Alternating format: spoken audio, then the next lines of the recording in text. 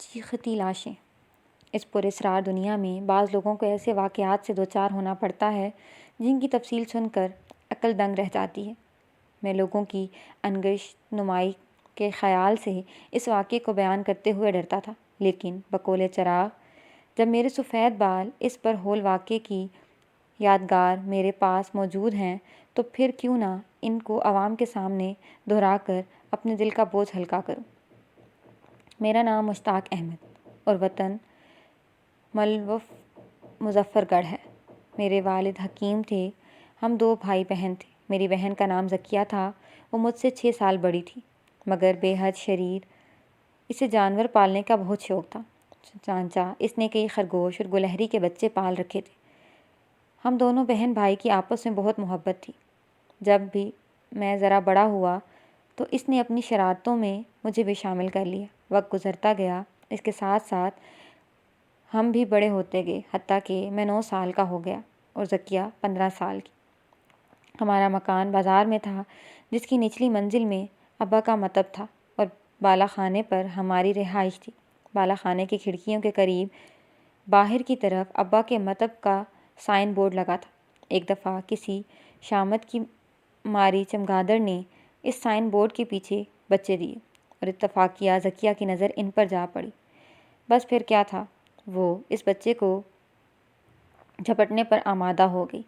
اس نے اس کام میں مجھے بھی شریک کرنا چاہا مگر میں نے آج سے پیشتر یہ جانور کبھی نہ دیکھا تھا، اس لیے ڈر کر انکار کر دیا۔ میرے انکار پر وہ بہت ناراض ہوئی اور مجھ سے روٹھ کر دوسرے کمرے میں چلی گئی۔ تاہم اس کی چنچل طبیعت میں سکون کہاں تھا۔ تھوڑی دیر بعد ابا کی چھڑی ہاتھ میں لیے پھر موجود ہوئی۔ میں اس خیال سے کہ شاید مجھے پیٹنے آئی ہے بھاگ کر دور جا کر کھڑا ہو گیا۔ گرمیوں کا موسم اور دوپہر کا آتش وقت تھا۔ آفتاب سر پر پہنچ چکا تھا۔ در و دیوار تیش سے سیاہ ہو رہے تھے۔ ذکیہ کا چہرہ کچھ گرمی اور کچھ غصے سے لال بھبوکا ہو رہا تھا۔ وہ منہ سے کچھ بڑبڑاتی اور مجھے ملامت آمیز نگاہوں سے گھورتی ہوئی کھڑکی میں ایک ٹانگ باہر کی طرف لٹکا کر بیٹھ گئی اور جھک جھک کر اس مضبوط چھڑی سے چمگادڑ اور اس کے بچوں کو کچوکے دینے لگی۔ میں وہیں کھڑا تھا لیکن اس جانور کی آواز برابر سنائی دے رہی تھی۔ وہ اپنے کام میں مصروف تھی، حتیٰ کہ چمگادڑ تنگ آ کر بچوں کو وہیں چھوڑ کر پروں کو پھڑپھڑاتی ہوئی اڑی۔ بچے بیچارے بغیر ماں کے سسکنے لگے۔ ذکیہ فوراً آگے بڑھی اور ایک بچے کو اٹھا کر چھوٹے سے پنجرے میں ڈال دیا۔ دن بھر تو وہ چمگادڑ غائب رہی مگر شام ہوتے ہی اپنے گھونسلے میں واپس آ گئی اور بچے کو وہاں نہ پایا تو کھڑکی کے ذریعے کمرے میں گھس کر چکر کاٹنے شروع کر دیے۔ طاقچے میں پنجرہ پڑا تھا، وہ بار بار پنجرے پر جھپٹتی اور ناکام واپس آتی۔ ذکیہ نے بہت کوشش کی، وہ کسی طرح باہر نکلا لیکن وہ نہ ٹلی۔ ایک بار جب وہ پنجرے پر جھپٹی تو ذکیہ نے اس پر ایک زور سے چھڑی کا وار کیا کہ چمگادڑ بے دم ہو کر گر پڑی اور ذکیہ نے چھڑی کی مزید ضربوں سے اسے ہلاک کر دیا۔ خدا کی قدرت، اسی رات ذکیہ بیماری میں مبتلا ہو گئی اور 11ویں دن گوشۂ قبرستان میں جا سوئی۔ مجھے اس کی موت کا بے حد صدمہ ہے۔ اس واقعے کا 18واں سال گزر گئے۔ میرے والدین سفر آخرت کر چکے تھے۔ اب میں خود حکیم تھا۔ مجھے اپنے کام میں خاص دلچسپی تھی اور میں جڑی بوٹیوں کی تحقیقات کا بڑا شائق تھا۔ ہمارا پرانا ملازم چراغ اس کام میں میرا معاون تھا۔ چراغ مجھ سے 10 سال بڑا تھا۔ ابا نے اس کو یتیم خانے سے لے کر پرورش کیا تھا اور اسے اپنی اولاد کی طرح چاہتے تھے۔ یہ شخص بڑا وفادار تھا اور مجھ سے بہت محبت کرتا تھا۔ اس وقت میری عمر 35 سال کے لگ بھگ تھی اور چراغ کی تقریباً 37 سال کی۔ میں اور چراغ اکثر بوٹیوں کی تلاش میں جنگلوں اور بنوں میں مارے پھرا کرتے تھے۔ میں نے کئی نئی بوٹیاں دریافت کیں جن کی عجیب و غریب خاصیت نے میری حکمت کو 4 چاند لگا دی۔ اسی غرض سے ایک دفعہ میں نے جموں کا سفر کیا اور 3-4 ماہ تک اس علاقے میں نئی بوٹیاں دریافت کرتا ہوا بٹور تک جا پہنچا۔ چراغ اس سفر میں بھی میرے ہمراہ تھا اور میرے آرام کا بہت خیال رکھتا تھا۔ میرے پاس 3 گھوڑے تھے جن میں سے ایک پر میں خود سوار ہوتا اور باقی دونوں پر سامان برابر لاد دیتا۔ چراغی پہاڑی ملازم کچھوے کے ہمراہ ہمیشہ پیدل چلتا تھا۔ قصبہ روہنی کا باشندہ تھا جو رام بن کر 200 میل جانب غرب ان دشوار اور پرخطر پہاڑوں کے پیچھے تھا، جس کی برفانی چوٹیاں آسمان سے ملی ہوئی نظر آتی تھیں۔ دوران سفر میں ایک دن جب کہ جڑی بوٹیوں کا ذکر ہو رہا تھا، لچھو نے مجھے بتایا کہ روہنی کے قریب جنگلوں میں ایک پودا ملتا ہے جس کی جڑ کی خوشبو سے شیر مست ہو جاتا ہے۔ پہاڑی لوگ شیر سے بچاؤ کی خاطر اکثر اس جڑ کو اپنے پاس رکھتے ہیں، اور اس نے یہ بھی بتایا کہ موضوع روہنی میں 20 میل پرے ایک قصبہ باتھری آباد ہے۔ یہ مسلمانوں کی بستی ہے۔ اس گاؤں کے گرد و نواح میں روشنی دینے والے درخت پائے جاتے ہیں۔ اس درخت کو پہاڑی زون کا درخت کہتے ہیں۔ اس کی روشنی سفید اور شفاف ہوتی ہے۔ لوگ اس کی ٹہنیاں کاٹ کر گھروں میں بطور چراغ کے استعمال کرتے ہیں۔ اس کے علاوہ اس علاقے کے غاروں میں ایک دھواں نکلنا شروع ہو جاتا ہے اور گرد و پیش کئی گز تک دھند چھا جاتی ہے، لیکن قریب ہی بھوتوں کا ایک قصبہ آباد ہے۔ گو ان لوگوں نے بھوتوں کی روک تھام کے لیے بہت کچھ انتظام کر رکھا ہے، پھر بھی ان کو بھوت تنگ کرتے رہتے ہیں۔ لچھو کی زبانی اس انوکھے گاؤں اور اس کی عجیب و غریب پودوں کا حال سن کر مجھے سخت حیرت ہوئی۔ میں تمام دن اسی گاؤں کے متعلق سوچتا رہا۔ اس رات میں نے ایک خواب دیکھا کہ میں اور چراغ ایک خوبصورت پہاڑی پر کھڑے تھے جس کے مقابل ایک دل فریب پہاڑی پر ایک گاؤں آباد تھا، اور ان دنوں پہاڑیوں کے درمیان کھڈ میں ایک شور انگیز ندی کف اڑاتی مچلتی ہوئی گزر رہی تھی۔ اس کھڈ کے اوپر 2 پل بنے ہوئے تھے۔ ایک پل گاؤں کی طرف جاتا تھا اور دوسرا ایک عالیشان مکان کے دروازے پر جا کر ختم ہو جاتا تھا، جب دوسری طرف عین کھڈ کے اوپر بنا تھا۔ اس مکان کا آدھا حصہ جو مدمہ نما تھا، نہایت کاریگری سے کھڈ کر بڑھا کر 2 پتھریلی چٹانوں کی چوٹیوں پر استادہ کیا گیا تھا۔ یہ چٹانیں جو اس دمدمے کے نیچے ستونوں کا کام دیتی تھیں، جہاں پانی گہرا مست ہاتھی کی طرح چٹانوں سے ٹکراتا ہوا جا رہا تھا۔ اس پل پر دمدمے کے قریب میری بہن ذکیہ نہایت مغموم کھڑی تھی۔ اس کی گود میں ایک بچہ تھا۔ مجھے دیکھ کر وہ نہایت عاجزی سے کہنے لگی، مشتاق، مجھے بچاؤ۔ میں نے غم آلودہ لہجے سے کہا، ذکیہ، یہ کون سی جگہ ہے اور تم یہاں کیسے آ گئی؟ اس نے کہا، میں ذکیہ نہیں، میرا نام شمشاد ہے۔ اس گاؤں کو باتھری کہتے ہیں۔ میں یہاں کی مظلوم رانی ہوں۔ میں اس کی مدد کو بڑھا، یکدم سخت آندھی چلی، وہ پل ٹوٹ گیا اور ذکیہ کھڈ میں گر گئی، لیکن میں نے اس کے بچے کو پکڑ لیا۔ اس دہشت ناک خواب کی گھبراہٹ سے میری آنکھ کھل گئی، میری پیشانی عرق آلودہ ہو رہی تھی۔ میں بے قراری سے بستر پر کروٹیں بدلنے لگا۔ میں نے چراغ کو جلا کر اپنا خواب سنایا اور اسے فوراً باتھری کی طرف کوچ کرنے کا حکم دیا۔ تھوڑی دیر بعد ہم یہاں سے روانہ ہو گئے۔ ہمارا راستہ تنگ اور پیچ در پیچ تھا، جو ایک پرخطر کھڈ کے کنارے ہوتا ہوا پہاڑ کے ناہموار اور ناقابل عبور چڑھائی پر جا پہنچا تھا۔ بعض گھاٹیاں اتنی دشوار گزار تھیں کہ گھوڑے اپنے پاؤں زمین پر گاڑ گاڑ کر چلتے تھے، اور ان پہاڑوں میں آمد و رفت بہت محدود تھی۔ دوران سفر میں صرف 2 دفعہ ان پہاڑوں کے وہ قافلے ملے جو من مہیش کی طرح تیر یاترا کرنے جا رہے تھے۔ آخر 13 دنوں کے شاہانہ روز مصیبتوں کے بعد ہم یہ راستہ طے کر کے روہنی کے دلکش گاؤں میں جا پہنچے۔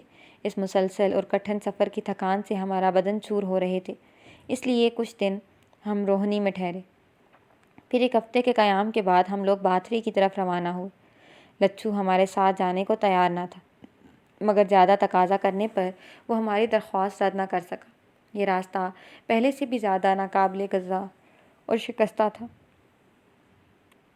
بڑی دقتوں سے اسے طے کر کے دوسرے دن کہیں دوپہر کے وقت ہم لوگ ایک کھلے میدان میں پہنچے۔ سامنے ایک خوبصورت ٹیلہ تھا۔ اس دیدہ ریب میدان کو دیودار کے شاندار درخت گود میں لیے کھڑے تھے۔ آفتاب کی تابانیوں سے میدان کا ذرہ ذرہ کوہ نور کا ہمسر تھا۔ دھوپ اپنے پورے جوبن پر تھی۔ ٹھنڈی ہوا کے متوالے جھونکے اس میدان کے خاک و خاشاک کی بالائیں لے رہے تھے۔ اس پرکیف منظر سے متاثر ہو کر ہم نے وہیں ڈیرے ڈال دیے اور کھانا جو پہلی منزل سے پکا کر اپنے ساتھ لائے تھے کھا کر آرام کرنے لگے۔ دوپہر کو میں اور چراغ سیر کرتے ہوئے ٹیلے پر جا نکلے۔ دور سے ہمیں ایک عورت دکھائی دی جو چیل کے سائے میں بیٹھی تھی۔ یہ ایک لمبے قد کی گرانڈیل اور مضبوط مگر بوڑھی عورت تھی۔ اس کے بال بہت دراز بالکل سفید تھے جن کو کھولے ہوئے وہ کنگھی کر رہی تھی۔ چراغ جھجک کر کہنے لگا، بچپن کی کہانیوں میں بڑی بوڑھیوں سے سنا کرتا تھا کہ ویران جنگلوں اور پہاڑوں میں چڑیلیں رہا کرتی ہیں جن کے بال پاؤں کی ایڑیوں تک لمبے ہوتے ہیں۔ میں اس کی ضعیف الاعتقادی پر ہنستا ہوا آگے بڑھ گیا۔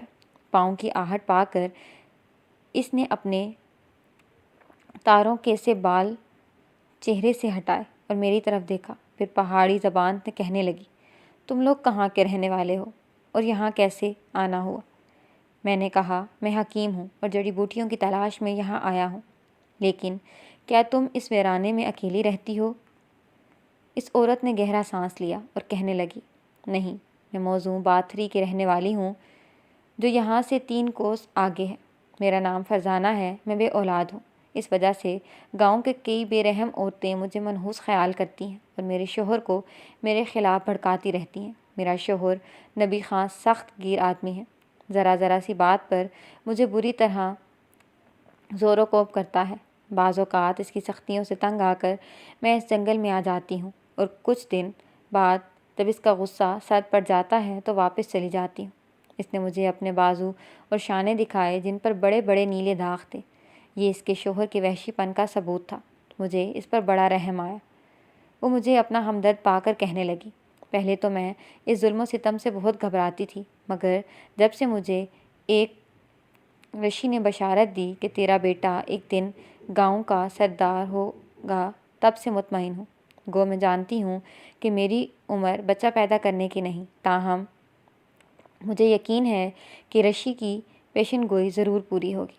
فرزانہ بہت نیک دل اور باادب عورت تھی۔ میں نے اس سے باتری کے خیالات اور بھوتوں کے متعلق دریافت کیا۔ اس نے بتایا کہ بے شک یہ قصبہ بھوتوں کے ظلم و ستم کی آماجگاہ بنا ہوا ہے۔ اس کی وجہ سے موجودہ سردار کا انتہائی ظلم ہے جو اس نے گاؤں کی اصلی وارث اور اس کی حامیوں سے کیا تھا۔ پھر کہنے لگی، آج سے نصف صدی پیشتر موضوع باتری ان کالے کالے اونچے پہاڑوں کے درمیان ایک وادی میں آباد تھا۔ اس گاؤں کی آبادی تقریباً 3000 نفوس پر مشتمل تھی۔ اس وقت موجودہ سردار کا چچا نعمان خان گاؤں کا حاکم تھا۔ اس سردار کو شکار کا بہت شوق تھا۔ ایک دفعہ جب وہ شکار کو جا رہا تھا، اس کا گھوڑا ایک دشوار گزار گھاٹی پر بھڑکا اور سوار سمیت کھڈ میں گر کر ہلاک ہو گیا۔ اس کے بعد نعمان خان کا چھوٹا بھائی یعنی موجودہ سردار کا باپ رمضان خان یہاں کا عارضی حاکم بنایا گیا، کیونکہ متوفی سردار کا لڑکا حمدان خان صرف 1 سال کا بچہ تھا۔ پھر 13 سال بعد جب رمضان خان کا انتقال ہوا تو اس کے لڑکے سلطان خان نے، جو حمدان خان سے 5 سال بڑا تھا، حمدان خان کو زہر دے کر ہلاک کر دیا اور خواہ حاکم بن بیٹھا۔ اس پر حمدان خان کے حامیوں نے شور مچایا تو سلطان خان نے ان کو بھی موت کی گھاٹ اتار دیا۔ بس اس دن سے موضوع باتری پر تباہی آ گئی، یعنی تمام بے گناہ مقتولوں کی روحیں بھوت بن کر گاؤں والوں کو ستانے لگیں اور انہی بھوتوں کے دستیوں سے تنگ آ کر ایک درے کے راستے اپنی رعایا کے ساتھ بھاگ آیا اور پہاڑ کی اس طرف ایک جگہ موجودہ باتری آباد کیا۔ پھر اس پہاڑی کے درے کو ایک پتھریلی دیوار بنا کر جو کئی گز اونچی ہے بند کر دیا۔ اب یہ بھوت گاؤں میں تو نہیں آتے، لیکن جب کوئی مر جاتا ہے تو اس کی لاش کو قبر سے نکال کر کھا جاتے ہیں۔ میں نے کہا، فرزانہ، باتری کے لوگ مسافروں کے ساتھ کیسا سلوک کرتے ہیں؟ فرزانہ کہنے لگی، بھوتوں کے ڈر سے اس طرف کوئی مسافر آتا ہی نہیں، البتہ کبھی کبھی کشمیری سوداگر آ کر حسین لڑکیاں سردار کے پاس فروخت کر جاتے ہیں۔ ان کے لیے سردار نے ایک مہمان خانہ بنوا رکھا ہے۔ تم حکیم ہو، اگر عمدہ دوائیں سردار کے تحفہ دو گے تو وہ بہت قدر کریں گے۔ شام کے قریب ہم لوگ فرزانہ کی سمیت میں باتری کی طرف روانہ ہو کر ایسی جگہ پہنچے جہاں خواب کا سارا نقشہ میری آنکھوں کے سامنے پھر گیا۔ ہم لوگ اس وقت ایک ایسی پہاڑی پر کھڑے تھے جس کے مقابل کی دوسری پہاڑی پر گاؤں آباد تھا۔ وہی ندی، وہی کھڈ، وہی پل، وہی دمدمہ نما مکان جس کا آدھا حصہ کھڈ کے درمیانی سنگی چٹانوں پر قائم تھا۔ میں بھچکا سا گیا، خواب والی حسین لڑکی کی جستجو میں اس خوبصورت پل کی طرف دیکھنے لگا جو اس عمارت کے دروازے پر جا کر ختم ہوتا تھا، مگر وہاں کچھ دکھائی نہ دیا۔ فرزانہ میری بدحواسی پر بہت متعجب ہوئی۔ میں دیر تک پاگلوں کی طرح کھڑا ادھر ادھر کے مناظر دیکھتا رہا۔ شام کافی تاریک ہو جانے پر ہم باتھری میں داخل ہوئے۔ لچھو اور گھوڑوں کو فرزانہ نے اپنے مویشی خانے میں جگہ دی۔ میں اور چراغ رات کو مسجد میں سوئے۔ صبح کے وقت مسجد کے مولوی سے میری ملاقات ہوئی۔ میں نے اسے اپنا پیشہ اور یہاں آنے کی وجہ بتائی۔ وہ بہت خوش ہوا اور جمعے کے دن مجھے سردار سے ملانے کا وعدہ کیا۔ اس مولوی کا نام عبدالصمد تھا۔ گاؤں میں اس کی بہت عزت تھی۔ اس کا رتبہ سردار کے بعد دوسرے درجے پر سمجھا جاتا تھا۔ وہ ہمیں اپنے گھر لے گیا اور بہت تواضع سے پیش آیا۔ 3 دن تک ہم لوگ مولوی عبدالصمد کے مہمان رہے۔ چوتھے دن جمعہ کی نماز کے بعد اس نے سردار سے میرا تعارف کرایا۔ سردار، جس کی عمر دراصل 55 اور 60 سال کے درمیان تھی، 40 سال کا ایک مضبوط اور طاقتور آدمی معلوم ہوتا تھا۔ اس کا رنگ سفید اور نقش و نگار بھدے تھے۔ بشرے سے رعونت ٹپکتی تھی۔ وہ کہنے لگا کہ بھوتوں کے متعلق سب روایات سچی ہیں۔ انہی بھوتوں کی وجہ سے سردار اصلی گاؤں چھوڑ کر یہاں آباد ہوا ہے، لیکن یہاں بھی قبرستان میں رات کے وقت بھوت پھرتے رہتے ہیں۔ چنانچہ اس نے خود ایک دفعہ ایک بھوت کو دیکھا تھا۔ یہ ہمدان خان کے مقتول حامیوں میں سے ایک بھوت تھا۔ اس کی زبانی یہ بھی معلوم ہوا کہ سردار پر ان مقتولوں کی ایسی لعنت پڑی ہے کہ وہ اب تک بے اولاد ہیں۔ اس کی عورتیں چونکہ دوسرے ملکوں کی ہوتی ہیں جن کو بردہ فروش سردار کے پاس فروخت کر جاتے ہیں، اس لیے وہ کچھ عرصے کے بعد محل سرا سے بھاگ جاتی ہیں۔ میں نے کہا، کیا سردار اس بدعت کی روک تھام کے لیے کوئی انتظام نہیں کر سکتا؟ وہ کہنے لگا، وہ بھی ہر جائی ہے۔ اس کے پاس وہ فروش ہمیشہ نئی نئی لڑکیاں لاتے رہتے ہیں۔ یہ باتیں سن کر میں بہت متعجب ہوا کیونکہ اس گاؤں کی ہر ایک بات انوکھی تھی۔ شام کا پشرمردہ وقت تھا۔ افسردہ ہوائیں موسم خزاں کی آمد کا پتہ دے رہی تھی۔ پت جھڑ سے درخت بے رونق ہو رہے تھے۔ پہاڑوں کی وادی چوٹیاں سر پر غرور کو بصد شان و شوکت اٹھائے تماشائے لیل و نہار میں مصروف تھیں۔ سرمئی آسمان پر دور دراز تک سفید بگلوں کی قطاریں، گھونسلوں پر پرندوں کی سوکھی پڑپڑاہٹ، جنگلی گدھوں کی منحوس آواز ایک ہجائی کیفیت پیدا کر رہی تھی۔ خونخوار ندی کا پانی سیاہ ناگن کی طرح اپنی زبان خار اشگاف سے پتھروں کو چھیدتا تیزی سے رواں تھا۔ ارد گرد کی فضا نہایت اداس تھی۔ میں عبدالصمد کی ملاقات سے واپس آتے ہوئے موسم کے انقلاب سے بہت متاثر ہوا اور بددلی سے قدم اٹھاتا ہوا مہمان خانے کی طرف واپس جا رہا تھا۔ ارادہ تھا کہ سردار سے رخصت حاصل کر کے واپس چلا جاؤں کیونکہ جاڑا بہت قریب آ گیا تھا۔ جو ہی میں نے پل پر قدم رکھا، میری نظر ایک لڑکی پر پڑی جو پل کے آخری سرے پر کھڑی تھی۔ میں جلدی جلدی پل کو عبور کر کے اس کے قریب پہنچا تو میرا دل دھڑکنے لگا کیونکہ یہ بالکل ذکیہ کی ہم شکل تھی۔ اس کی آنکھوں میں آنسو بھرے ہوئے تھے۔ یکایک بڑے دروازے سے 2 آدمی نکلے۔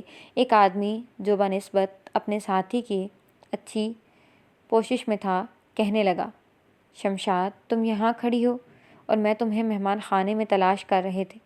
چلو، سردی ہو رہی ہے، یہاں ٹھہرنا اچھا نہیں۔ شمشاد کے نام پر میں دوبارہ چونکا اور اپنے خواب کو الہام تصور کرنے لگا۔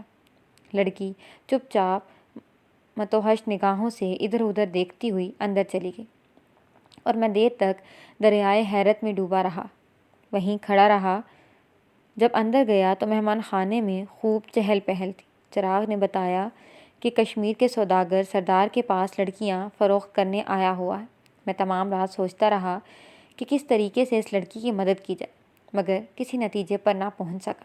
دوسرے دن فرزانہ کی زبانی معلوم ہوا کہ ان لڑکیوں میں سے جو سوداگر لایا تھا صرف 3 لڑکیاں سردار نے اپنے لیے منتخب کی ہیں، جن میں سے ایک شمشاد بھی ہے۔ باقی 12 لڑکیاں گاؤں کے لوگوں نے خرید لی ہیں۔ تیسرے دن صبح کو سوداگر چلا گیا اور تمام کوٹھریاں خالی ہو گئیں۔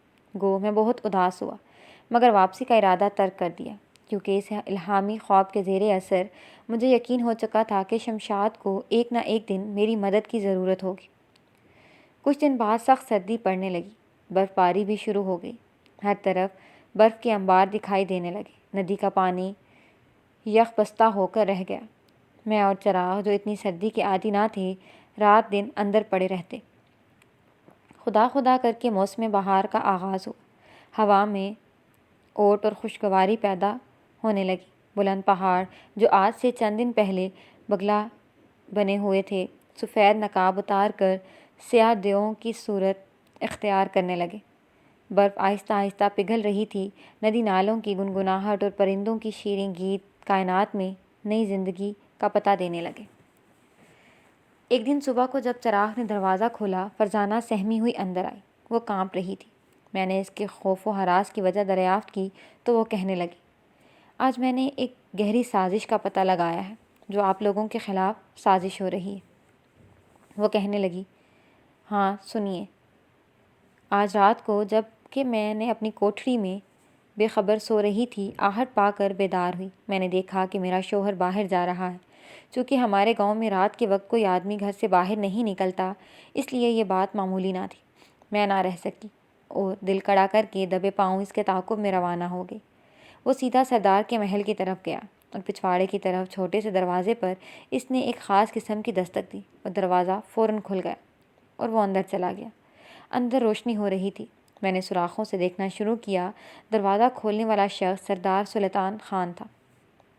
وہ نہایت مزمل دکھائی دیتا تھا۔ سردار کہہ رہا تھا، دونوں کا خاتمہ ہو جانا چاہیے۔ نبی خان مصر تھا کہ ایک ہی دن دونوں کو ٹھکانہ لگانا لوگوں کے دلوں میں شبہات پیدا کرنے لگا۔ ان دونوں میں کم از کم 1 مہینے کا وقفہ ضرور ہونا چاہیے۔ اس پر سردار نے کہا، اچھا 2-3 دن کے اندر ایک کو تو ٹھکانے لگاؤ۔ نبی خان کہنے لگا، یہ بھی اتنی جلدی نہیں ہو سکتا، کیونکہ ندی میں ابھی پانی تھوڑا ہے، تقریباً 10-15 دن تک زور پکڑے گا۔ سردار مضطرب ہو کر کہنے لگا، دن تو بہت ہیں، لیکن خیر مجبوری ہے۔ اچھا تم اس کل کو درست کر رکھو۔ نبی خان نے بہت بہتر کہا اور سلام کر کے رخصت ہوا۔ میں اس سے پہلے آ کر جھوٹ موٹ خراٹے لینے لگی۔ فرزانہ کی باتوں سے صداقت کی بو آتی تھی، لیکن بار بار مجھے خیال آتا کہ ہمیں ٹھکانے لگانے میں سردار کا کیا فائدہ ہے۔ اس بات کو تقریباً 1 ہفتہ گزر گیا۔ جمعہ کی نماز کے بعد سردار نے مجھے حکم دیا کہ مہمان خانے کی مرمت ہونے والی ہے، اس لیے اپنی کوٹھری خالی کر کے پل کی دوسری طرف اس خوبصورت جھونپڑی میں چلے جائیں۔ جو ہی دونوں تمہارے لیے بجایا گیا۔ اس حکم سے ہمارے شبہات میں بھی مضبوط ہو گئے، مگر ہمیں مجبوراً مہمان خانہ خالی کر کے جھونپڑے میں جانا پڑا۔ اب ہم لوگ فرزانہ کی رائے کے مطابق دن بھر تو اسی جگہ رہتے، لیکن رات کو ایک محفوظ جگہ چلے جاتے۔ یہ ایک جھونپڑی تھی جو گاؤں سے پرے ویران جنگل میں خوفناک درے کے قریب واقع تھی۔ یہ جھونپڑی اسی رشی کی تھی جس نے فرزانہ کو بشارت دی تھی کہ تیرا بیٹا ایک دن گاؤں کا سردار ہوگا۔ رشی کی موت کو کئی سال گزر گئے تھے، تاہم جھونپڑی اچھی حالت میں تھی۔ فرزانہ کا معمول تھا کہ وہ ہر صبح کے وقت جا کر جھونپڑی کو صاف کرتی اور جہاں رشی بیٹھا کرتا تھا اس جگہ پھولوں سے سجا دیتی۔ پھر وہ دروازہ مقفل کر کے واپس آ جاتی۔ اسی طرح 6 دن گزر گئے۔ ایک دن صبح کے وقت میں نے یہ خبر سنی کہ ان لڑکیوں میں سے جو فروش لائے تھے، ایک لڑکی تاج نام سردار کے محل سے بھاگ گئی ہے۔ سردار نے اس کی تلاش میں مختلف راستوں پر سوار دوڑائے، پھر بھی اس لڑکی کا پتہ نہ ملا۔ آخر دوسرے دن باتھری کے 2 کوس پرے ندی کے بہاؤ پر پانی میں سے کسی شخص کو ایک حاملہ عورت کی لاش ملی، جس کی کھال پتھروں کے رگڑنے سے ادھڑ چکی تھی۔ شناخت ہونے پر معلوم ہوا کہ لاش تاج کی بیوی ہے۔ اس لڑکی کی دردناک موت پر دفتن میرے دماغ میں روشنی پیدا ہوئی۔ مجھے یقین ہو گیا کہ وہ سازش جو سردار اور نبی خان کر رہے تھے ناحق ہم نے اپنے سے منسوب کی۔ وہ اس کی مظلوم عورتوں کے خلاف تھی، کیونکہ نبی خان کی گفتگو سے ظاہر تھا کہ وہ کسی ندی میں پھینک کر ہلاک کرنا چاہتے۔ میں نے فرزانہ پر اپنے خیالات کا اظہار کیا۔ وہ کہنے لگی، یہ کیسے ہو سکتا ہے؟ سردار تمام عمر میں صرف یہی دو عورتیں امید سے ہوئی تھیں، یعنی ایک تاج اور دوسری شمشاد۔ سردار تمام امیدیں انہی سے وابستہ تھیں۔ اس صورت میں وہ تاج کو کیسے نقصان پہنچا سکتا تھا؟ فرزانہ کے منہ سے شمشاد کے حاملہ ہونے کا سن کر میں چونک اٹھا۔ میں نے چلا کر کہا، فرزانہ، ضرور اب دوسری موت شمشاد کی واقع ہوگی۔ فرزانہ کہنے لگی، وجہ؟ میں نے کہا، وجہ یہی ہے کہ وہ حاملہ ہے۔ وہ ظالم ہمیشہ اپنی مظلوم عورتوں کو جو حاملہ ہوتی ہیں ہلاک کر کے مشہور کر دیتا ہے کہ بھاگے، حالانکہ ان راستوں سے ایک عورت کا اکیلے فرار ہونا کیسے ممکن ہو سکتا ہے؟ فرزانہ نے کہا، آگے جو عورتیں غائب ہوتی رہیں وہ حاملہ نہ تھیں۔ میں نے کہا، تمہیں کیا معلوم؟ وہ ان کو ابتدائی ایام میں ہی ہلاک کرا دیا ہوگا۔ اب چونکہ حالات موسم سرما میں رونما ہو رہے ہیں، جس وقت کہ ندی کا پانی منجمد تھا، اسی لیے اس کام کو جلدی انجام نہ دے سکا اور حمل ظاہر ہو گیا۔ میرے سمجھانے سے فرزانہ بھی قائل ہو گئی۔ اس نے وعدہ کیا کہ وہ ضرور شمشاد کو بچانے کی کوئی تدبیر کرے گی۔ وہ آج کل اپنے شوہر سے روٹھ کر آئی ہوئی تھی اور ہمارے پاس ہی رہتی تھی۔ دوسرے دن صبح سویرے وہ باہر نکل گئی اور تمام دن غائب رہی۔ رات کو جب ہم سونے کی تیاری کر رہے تھے تو واپس آئی۔ اس کے چہرے پر فاتحانہ تبسم تھا۔ میں نے کہا، کہو فرزانہ، سارا دن کہاں رہی؟ اس نے کوئی جواب نہ دیا اور لمبے لمبے کرتے کی آستین سے کسی پودے کے بیج نکال کر میرے سامنے رکھ دی۔ میں نے کہا، یہ کیا چیز ہے؟ وہ کہنے لگی، یہ ایک قسم کا زہر ہے جس کے کھانے سے آدمی 3 دن تک مردہ رہتا ہے۔ یہ میں شمشاد کے لیے لائی ہوں۔ اس کے ذریعے اس کو مردہ بنایا جائے گا اور بعد میں اسے بھوتوں کے آنے سے پیشتر قبر نکال کر آپ راتوں رات فرار ہو سکتے ہیں۔ میں نے کہا، تجویز تو بہت اچھی ہے، مگر اس پر یا اس کے بچے پر کہیں مضر اثر نہ پڑے۔ فرزانہ کہنے لگی، یہ بالکل بے ضرر چیز ہے۔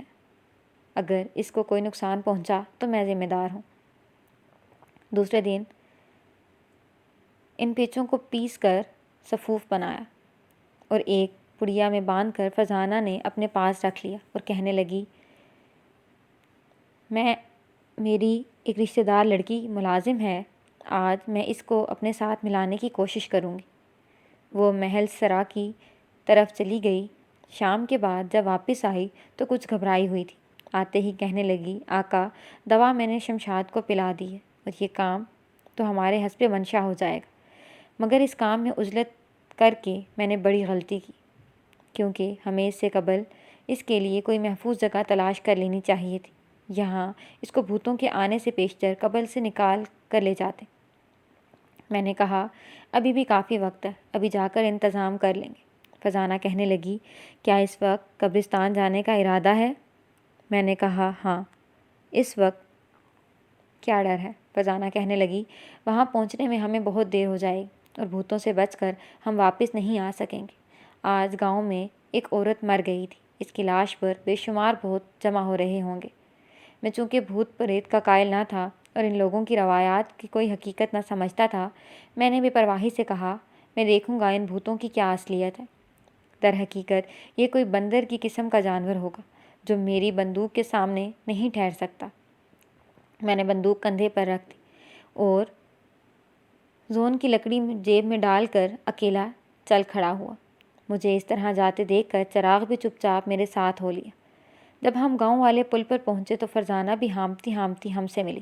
ہم لوگ خاموشی سے گاؤں کے باہر مولوی عبدالصمد کے مقام کی طرف جا کر ایک گھاٹی پر سے گزرتے ہوئے قبرستان میں جا داخل ہوئے۔ چاند کی چھٹی تاریخ تھی۔ وہاں درخت سے اس کثرت سے اگے ہوئے تھے کہ ان کے سائے سے قبرستان بے حد تاریک ہو رہا تھا۔ آسمان ابر آلود تھا۔ چاند کبھی کبھی بادلوں سے نمودار ہوتا اور گھنے درختوں کی شاخوں میں اس کی دھیمی روشنی قبروں پر پڑ کر نہایت بھیانک سما پیش کرتی۔ قبرستان کے ایک کونے میں جہاں درخت قدرے کم گھنے تھے۔ ایک احاطہ بنا ہوا تھا جس میں ایک پہلو پر 2 کوٹھریاں تھیں۔ فرزانہ نے مجھے بتایا کہ وہ شاہی قبرستان ہے۔ ہم لوگ اس احاطے میں داخل ہوئے، کوٹھریاں کھول کر دیکھیں۔ ایک کوٹھری میں قبر کھودنے کے اوزار اور لکڑی کی خالی تابوت رکھے تھے۔ دوسری کوٹھری میں ایک ایسی چارپائی پڑی تھی جس پر میت رکھی جاتی تھی۔ یہ چارپائی والی کوٹھری ہمارے کام کے لیے بہت موزوں تھی۔ اسے فرزانہ نے صاف کیا اور فیصلہ یہ ہوا کہ کل شمشاد کو رات بھر یہیں رکھا جائے۔ صبح کے قریب رشی کی جھونپڑی میں لے جائیں گے۔ اس تجویز کو مکمل کر کے ہم لوگ احاطے سے نکلے۔ جب ہم اس نئی قبر کے قریب پہنچے جس میں آج نئی میت دفن کی گئی تھی تو فرزانہ میرا ہاتھ پکڑ کر پیچھے کی طرف کھینچنے لگی۔ میں نے کہا، یہ کیا کر رہی ہو؟ وہ سرگوشی سے کہنے لگی، دیکھو اس نئی قبر کے پاس کیا چیز ہے۔ یکلخت بادل پھٹ گیا اور چاند کی پھیکی بے رونق روشنی شاخوں میں چھن کر قبر پر پڑی۔ میں نے دیکھا کہ 4-5 عجیب ساخت کے آدمی قبر کو پنجوں کی طرح کھود رہے تھے۔ شاید ان لوگوں نے میری آواز سن لی یا چاند کی روشنی میں ہمیں دیکھ لیا۔ ان میں سے ایک اپنا کام چھوڑ کر ہماری طرف بڑھنے لگا۔ میں نے ایک ہاتھ میں بندوق سنبھالی اور دوسرے ہاتھ میں زون کی لکڑی پکڑ کر اسے دیکھا۔ اف، یہ میرے سامنے 5 گز کے فاصلے پر ایک لاش جس کی آنکھیں بے نور اور ڈراؤنی تھیں۔ اس کے سر کے بال کھڑے تھے، اس کے دانت ہڈیوں کی طرح باہر نکلے ہوئے تھے اور جسم لکڑی کی طرح اکڑا ہوا تھا۔ اپنے استخوانی پنجے پھیلائے ہماری طرف آ رہی تھی۔ میں فطرتاً دلیر واقع ہوا ہوں، مگر یہ ہولناک منظر دیکھ کر میرے ہوش اڑ گئے۔ زون کی لکڑی میرے ہاتھ سے گر گئی۔ عین اس وقت فرزانہ کا ہاتھ اونچا ہوا۔ اس نے کوئی چیز اس لاش کی طرف زور سے پھینکی۔ فوراً ہمارے اور اس کے درمیان سیاہ دھند چھا گئی۔ فرزانہ ہم دونوں کو گھسیٹتی ہوئی احاطے کی طرف لے گئی۔ مجھے معلوم نہ تھا کیا ہو رہا ہے۔ ہم لوگ اس کے اشارے پر اندھا دھند دوڑتے ہوئے احاطے میں داخل ہوئے اور چارپائی والی کوٹھری میں پہنچ کر اندر سے دروازہ بند کر لیا۔ چراغ نیم بے ہوش تھا۔ میری حالت بھی بہت بری تھی، مگر فرزانہ کی طبیعت بالکل برقرار تھی۔ تمام رات نمودار ہونے پر لرزتے ہوئے وہاں سے نکلے اور سہمے ہوئے اس نئی قبر کو دیکھنے کے لیے بڑھے۔ قبر درمیان سے شق تھی۔ ارد گرد گیلی مٹی کے تودے لگے تھے اور لاش غائب تھی۔ خوف و ہراس اس سے پہلے ہماری زبانیں گگ ہو رہی تھی۔ اب قبر کی حالت دیکھ کر ہمارے رہے سہے حواس بھی گم ہو گئے۔ قبر اژدہا کی طرح منہ کھولے ہوئے تھی اور بھوتوں کے پاؤں کے نشان نمناک زمین پر صاف نظر آ رہے تھے۔ ہم لوگ لڑکھڑاتے ہوئے قبرستان کے پاس آمیز بھیانک فضا سے نکل کر گھاٹی پر چڑھے اور بہت بری حالت میں گھر لوٹ آئے۔ راستے میں ہم نے ایک آدمی سے سنا کہ سردار کی رانی شمشاد آج رات فوت ہو گئی ہے۔ جھونپڑی میں آتے ہی میں اور چراغ بے دم ہو کر گر پڑے۔ فرزانہ بھی گو سہمی ہوئی تھی، لیکن ہماری طرح دہشت زدہ نہ تھی۔ وہ قہوہ تیار کر کے لے آئی اور مجھے تسلی دینے لگی۔ میں نے فرزانہ سے پوچھا کہ ہم لوگ رات کو اس بھوت سے کیسے بچے۔ وہ کہنے لگی، ہمارے ملک میں ایک خاص قسم کی گھاس پیدا ہوتی ہے جس کے بھگونے سے دھند سی چھا جاتی ہے۔ ہمارے گاؤں کے لوگ اس گھاس کو ہمیشہ اپنے پاس رکھتے ہیں۔ چنانچہ جب میں رات کو آپ کے ساتھ گئی تو گھاس میرے پاس موجود تھی۔ پھر میں نے آپ کی دواؤں کے بکس سے ایک بوتل لی اور اس میں پانی بھر کر ساتھ رکھ لیے۔ رات بھر میں خوف کی وجہ سے سو نہ سکا تھا۔ صبح کے قریب نیند آ گئی اور دوپہر ڈھلے آنکھ کھلی۔ اب میری طبیعت درست تھی۔ چراغ بھی کافی دیر پہلے سو چکا تھا اور مطمئن معلوم ہوتا تھا۔ فرزانہ نے مکئی کی موٹی موٹی روٹیاں اور گھی لا کر ہمارے آگے رکھا۔ ہم نے خوب سیر ہو کر کھایا اور رات کی مہم کے لیے تیار ہو گئے۔ فرزانہ پتہ لگا لیا کہ شمشاد کو دفنا دیا گیا ہے۔ شام قریب تھی۔ آفتاب کو چراغ ہستی عن قریب گل ہونے والا تھا۔ درختوں کے سائے غیر معمولی لمبے ہو کر سورج کی زرد اور مرجھائی ہوئی کرنوں میں متحرک تھے۔ پہاڑ غول بانی کی طرح کھڑے تھے۔ رات کی آمد کے ساتھ ہی ہمارے حوصلے بھی پست ہوتے جا رہے تھے، مگر کوئی پراسرار طاقت ہمیں قبرستان کی طرف کھینچ رہی تھی۔ جب ہم لوگ شاہی قبرستان کے احاطے میں داخل ہوئے تو سورج کی آخری ٹمٹماتی ہوئی کرن بھی غائب ہو گئی اور افق پر تاریک بادل چھا گئے۔ فرزانہ کہنے لگی، یہ بادل ہمارے لیے بہت مفید ہے، ہمیں ابھی سے اپنا کام شروع کر دینا چاہیے تاکہ شام تاریک ہونے سے پہلے ہی شمشاد کو نکال لیا جائے۔ ہم تینوں کھدالیں لے کر قبر کھودنے میں مصروف ہو گئے۔ آدھا گھنٹے میں ہم نے شمشاد کو تابوت سے نکال لیا۔ فرزانہ کہنے لگی، خلاف امید یہ کام بہت جلد ہو گیا، اس لیے میں چاہتی ہوں کہ شمشاد کو اسی وقت رشی کی جھونپڑی میں پہنچا دیا جائے۔ یہ کوٹری زیادہ محفوظ نہیں، مبادا بھوت نیا گل کھلائیں۔ فرزانہ کا مشورہ معقول تھا، چنانچہ میں نے شمشاد کو کندھے سے اٹھا لیا اور گھاٹی کو عبور کر کے جنگل کی طرف بڑھے۔ 1 گھنٹے تک ہم اس جھونپڑی میں پہنچ گئے۔ ابھی ہم اندر داخل ہوئے ہی تھے کہ رمجھم میں نہ برسنا شروع ہوا۔ ہم نے دروازہ ایک آہنی کھٹکے کے ساتھ اندر سے بند کر لیا اور شمشاد کو گھاس کے بستر پر لٹا دیا۔ میں اپنے کپڑوں کا ایک جوڑا ساتھ لایا تھا۔ فرزانہ نے کفن اتار کر اسے میرے کپڑے پہنا دیے۔ ہم لوگوں نے اپنی کامیابی پر مسرور تمام رات جاگتے رہے۔ صبح کو فرزانہ کہنے لگی، تم اپنی جائے اقامت پر واپس چلے جاؤ، میں یہاں شمشاد کے پاس رہوں گی، تم رات کو میرے لیے کھانا لے آیا جانا۔ بادل کھل کر آسمان صاف ہو چکا تھا۔ ہم گھر کی طرف روانہ ہوئے۔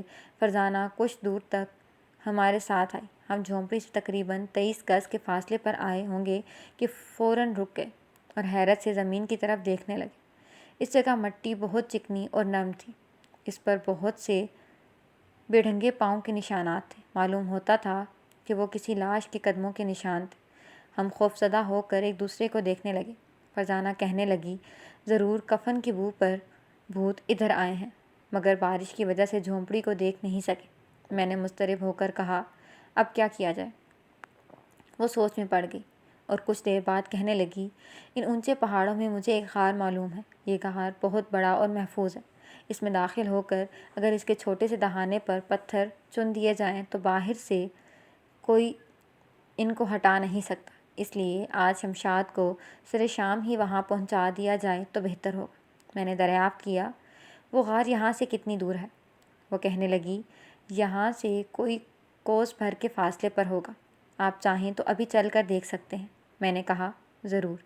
وہ دوڑتی ہوئی گئی اور جھونپڑی کا دروازہ مقفل کر کے ہمارے آگے چل دی۔ جنگل کے کناروں پر گھومتے ہوئے ہم لوگ پہاڑ کے دامن پر پہنچے۔ یہ زمین سنگلاخ اور راستہ ناہموار تھا، مگر توان کرہا اس غار تک جا پہنچے۔ واقعی یہ غار محفوظ اور اندر سے وسیع اور صاف ستھرا تھا۔ ایک طرف بڑی بڑی سلیں تھیں جو غار کا منہ بند کرنے کے لیے بہت موزوں تھیں۔ غار اندر سے اس قدر لمبا تھا کہ اس کا دوسرا سرا دکھائی نہیں دیتا تھا۔ میں نے کہا، فرزانہ یہ غار کہاں ختم ہوتا ہے؟ فرزانہ نے لا علمی ظاہر کی، اس لیے میں اور چراغ زون کی لکڑی ہاتھ میں پکڑے غار کا معائنہ کرنے لگے۔ تقریباً 2 فرلانگ چلنے کے بعد راستہ اتنا نیچا ہو گیا کہ ہمیں جھانک کر چلنا پڑا۔ ہمارے سامنے کسی زمین دوز آبشار کے گرنے کی آواز سنائی دینے لگی۔ ہماری پانی آ پہنچا۔ آگے پانی کے گہرا ہونے کا خطرہ تھا، تاہم ہمیں اطمینان ہو گیا کہ اس طرف سے کسی قسم کا کوئی خطرہ نہیں اور ہم واپس آ گئے۔ فرزانہ تو شمشاد کے پاس چلی گئی اور ہم دونوں اپنی جھونپڑی میں آ گئے۔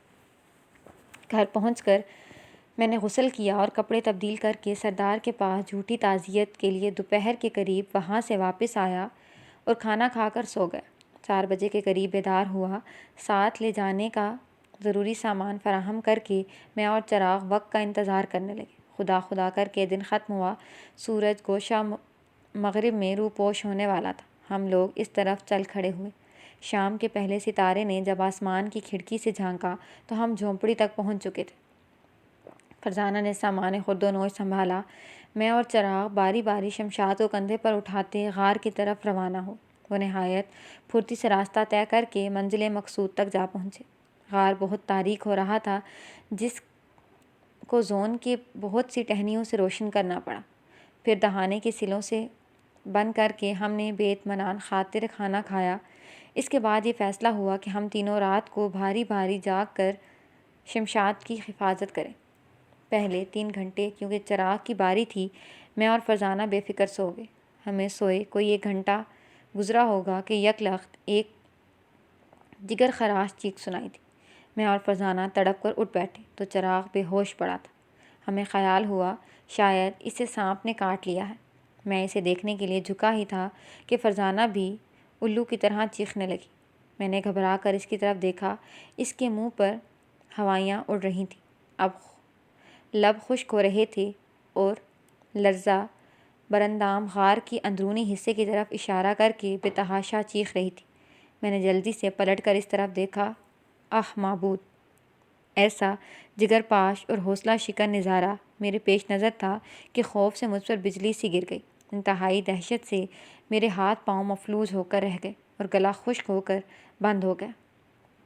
میں نے دیکھا کہ 4-5 انسانی لاشیں جن کی شکلیں مسخ شدہ اور بے حد ڈراؤنی تھیں، غار کے اندرونی حصے سے نکل کر ہماری طرف آ رہی ہیں۔ فرزانہ کی چیخیں اب بند ہو چکی تھیں، وہ بے حس و حرکت پڑی تھی۔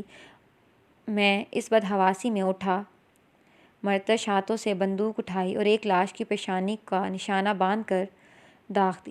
گولی ٹھیک نشانے پر بیٹھی اس لاش کا آدھا سر کٹ گیا، مگر وہ بدستور بڑھ رہی تھی، حتیٰ کہ لاشیں بالکل قریب آ گئیں۔ بڑی ہوئی مایوسی سے بے بسی سے میرا دل بیٹھ رہا تھا۔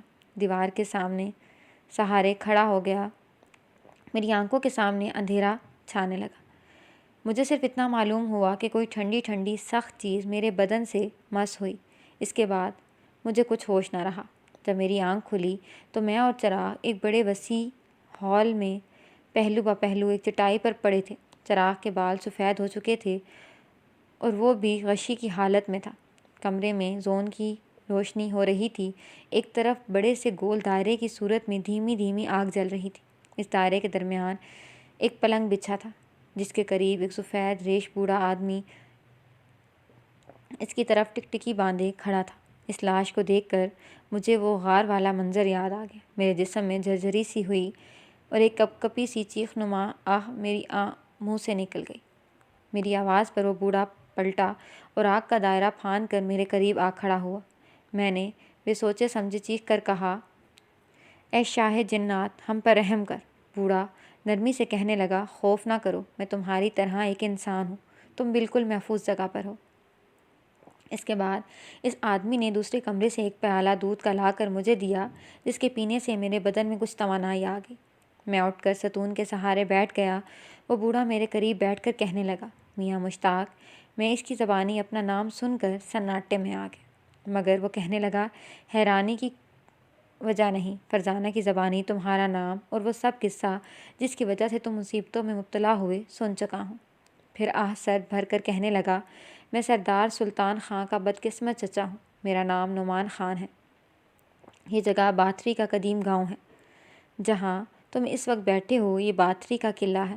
آج سے 50 سال پیشتر میں یہاں کا حاکم تھا۔ مجھے شکار کا بے حد شوق تھا۔